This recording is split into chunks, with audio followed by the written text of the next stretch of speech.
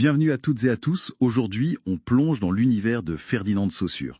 Un nom peut-être connu, mais dont l'influence est assez dingue, vous allez voir. Oui, on va explorer un héritage intellectuel assez inattendu en fait. Exactement.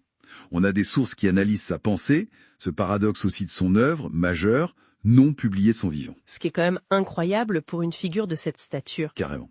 Et on va voir comment tout ça résonne, de manière assez surprenante, avec notre ère numérique, l'informatique, l'IA même. L'objectif, c'est de comprendre comment cette idée centrale, la langue comme système, a pu tout changer dans le linguistique d'abord, et puis comment ça a essaimé. Vers le structuralisme, la pensée systémique. Voilà. Et même indirectement vers les bases de ce qui fait tourner nos ordi aujourd'hui. Bon, décortiquons tout ça. Alors, le cœur du réacteur, Saussure, c'est cette idée presque contre-intuitive au départ.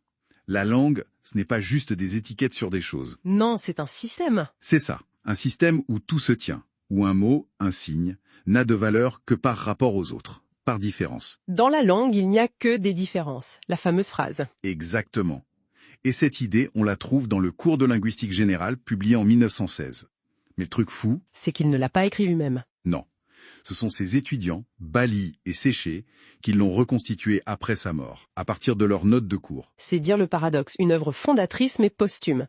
Apparemment, Saussure était très perfectionniste. Un penseur de l'oral, oui. Jamais vraiment satisfait de ses formulations, il hésitait à figer une pensée qu'il sentait toujours en mouvement. Et c'est ça qui est fascinant. C'est aussi là qu'il introduit des distinctions clés qui vont tout changer. Il sépare la langue, qui est le système social, abstrait, partagé. Le code commun, en quelque sorte. C'est ça. De la parole, qui est l'utilisation individuelle, concrète, que chacun en fait.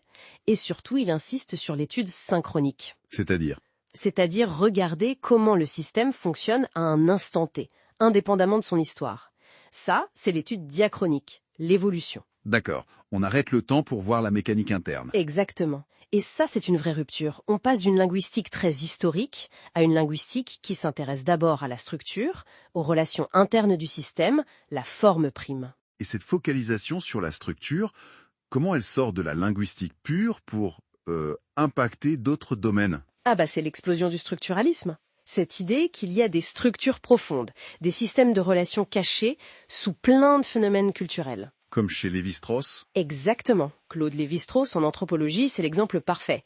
Il prend les mythes, les systèmes de parenté, et il les analyse comme Saussure analysait la langue. C'est-à-dire ? Il cherche les oppositions, les relations entre les éléments, les personnages d'un mythe, les règles d'alliance.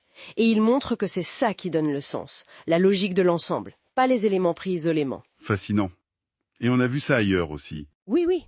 Chez Lacan, en psychanalyse, avec son fameux « l'inconscient est structuré comme un langage », ou chez Barthes, Todorov en littérature, Foucault, Althusser en philo, l'idée de structure sous-jacente devient un outil d'analyse très puissant. Et pendant ce temps-là, ailleurs, d'autres pensaient aussi en termes de système, mais sans forcément lire Saussure. Tout à fait.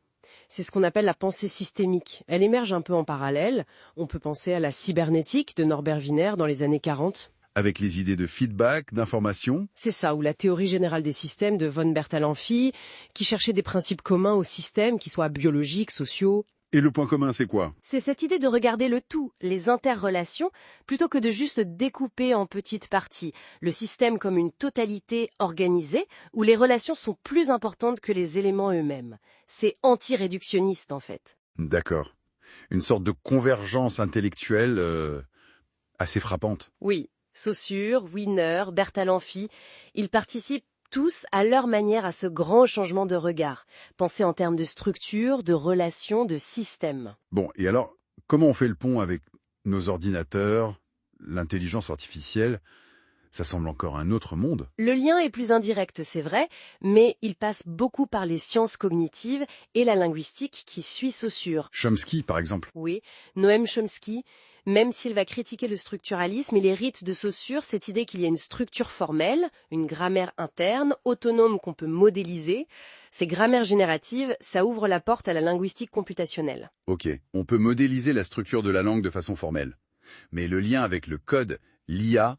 Il est là. D'abord, l'idée du signe chez Saussure, un signifiant, une forme, liée à un signifié, un concept, de façon arbitraire, ça résonne avec la manipulation de symboles abstraits en IA, l'IA dite classique.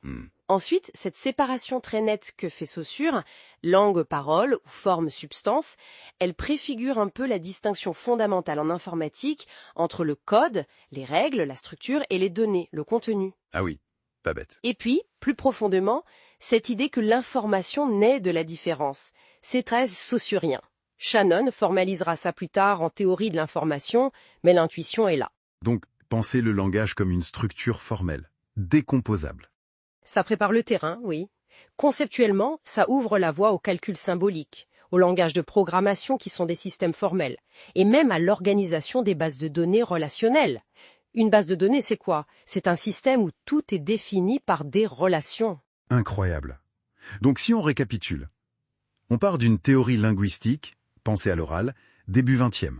Centrée sur la langue comme système de différence. Qui infuse les sciences humaines avec le structuralisme, qui croise la route de la pensée systémique. Et qui, par ricochet, influence la façon dont on pense l'information, le code et finalement l'IA. Quelle trajectoire quand même. Exactement. Saussure, c'est vraiment une figure dont la vision systémique a eu des échos bien au-delà de ce qu'il pouvait imaginer. Il a contribué à forger un paradigme, une façon de penser en termes de structure et de système qui est vraiment au cœur de beaucoup de choses aujourd'hui. Et ça nous amène à une dernière pensée peut-être un peu provocatrice. Dans quelle mesure est-ce que cette grille de lecture, voir le monde comme des systèmes de relations, héritée en partie de Saussure, façonne encore notre rapport actuel à l'intelligence artificielle, à cette complexité numérique, peut-être sans même qu'on s'en rende compte? Une excellente question pour continuer la réflexion. Voilà. Et pour celles et ceux qui voudraient creuser tout ça, l'étude complète qui a nourri notre discussion est disponible. Vous trouverez le lien juste associé à cette publication. Merci de nous avoir écoutés.